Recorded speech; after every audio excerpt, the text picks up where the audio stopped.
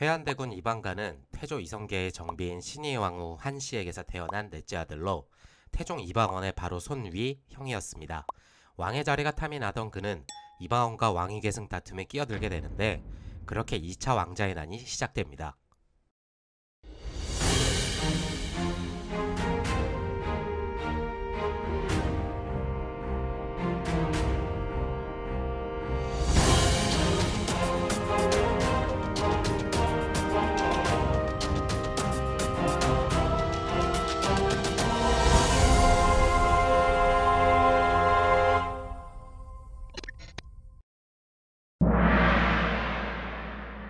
1차 왕자의 난 이후 자신의 아들들에게 실망한 마음과 아끼고 이뻐했던 왕세자를 잃은 마음에 너무 상심이 컸던 태조는 둘째 아들 이방과에게 왕위를 물려주고 함흥으로 갑니다. 이후 자신의 형인 이방과를 왕위에 앉혀 쿠데타의 정당성을 부여받기를 원했습니다. 전혀 생각지도 못했던 자기의 넷째 형이 싸우자고 시비를 걸어오려 하고 있었습니다. 한편 지중추부사 박보는 1차 왕자의 난 때 정도전이 이방원을 제거하려고 한다는 일고를 해서 싸움에서 이길 수 있도록 도와주었던 인물이었습니다. 그러나 박보는 1차 왕자의 난이 끝나고 자신도 더 높은 관직을 받기를 원했습니다. 더불어 조선을 건국함에 있어서도 상당한 공을 세워 개국공신 2등에 봉해졌지만 만족하지 못했고 1차 왕자의 난 이후의 보상에도 결코 만족하지 못했습니다. 이렇게 왕위가 욕심이 났던 회안대군 이방관과 농곤 행상에 불만을 품은 지중추부사 박보가 결탁하여 군사를 일으키게 되었고 이방원 역시 이에 응수하며 개경 선주교에서 서로 대치하기에 이릅니다. 이방 간의 군대가 잠시 이방원의 세력을 압도하는 듯 보였지만 이는 이방원에게 추가적인 병력이 참여함으로써 패배하게 되었고 이후 이방 간은 유배를 가고 박보는 처형됩니다.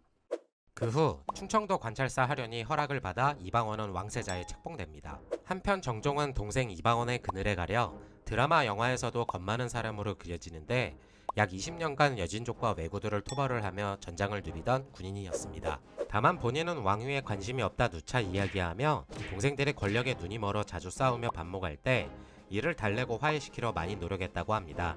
때문에 조선을 건국하는 데에 큰 기여를 한 동생 이방원을 위해 순순히 물러나게 되었습니다. 결국 이방원은 조선의 3대 왕인 태종으로 즉위합니다. 그 후 이방원은 함흥으로 넘어가 있는 이성계를 한성으로 모셔오려고 하였으나 이성계는 이방원을 쉽게 용서하지 못했습니다.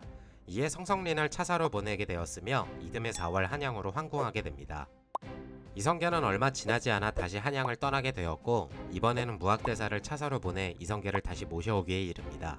하지만 가는 도중에 한양에 들어가지 않은 이성계는 소여산 행궁지에 머물다 함흥으로 되돌아갑니다. 다시 함흥으로 돌아간 이성계의 위세를 등에 업고서 안변부사 조사이가 1차 왕자의 난에서 희생된 방범과 방석의 복수를 위해 반란을 일으키게 되지만 정벌군에게 진압되고 이성계는 이듬해 12월 결국 한양으로 돌아오게 됩니다. 그렇게 태종은 조선 초기의 혼란을 종식시키기 위해서 관제개혁을 통한 왕권 강화를 실시하기에 이르렀습니다.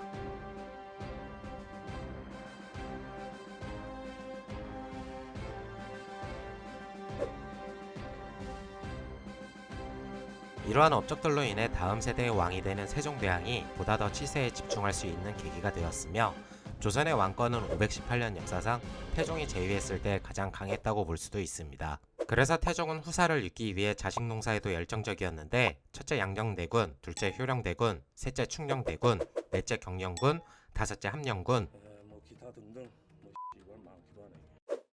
태종에게는 총 34명의 자식들이 있었는데 왕자의 난을 다시 되풀이하지 않기 위해서 첫째 양녕대군을 왕세자로 세웁니다. 그러나 양녕대군은 오히려 평소 시를 짓는 데 능하고 그림을 잘 그렸으며 주색을 좋아하고 자유분방한 성격을 가졌다고 합니다. 그리하여 왕세자가 계속된 비행을 일삼자 아버지인 태종이 몇 번이나 질책하고 혼을 내었는데 오히려 아버지인 태종에게 대들어 분노한 태종이 충녕대군을 왕세자로 임명했다는 기록이 조선왕조실록에 나와 있습니다.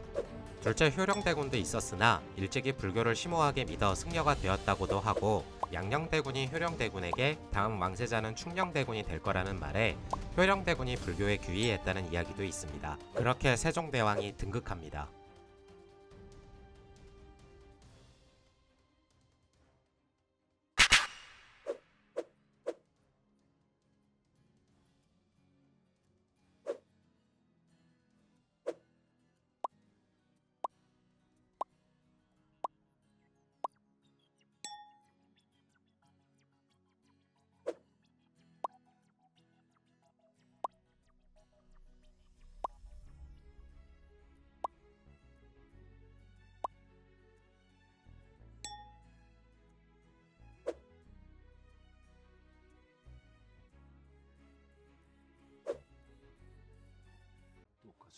볼 수 있겠느냐?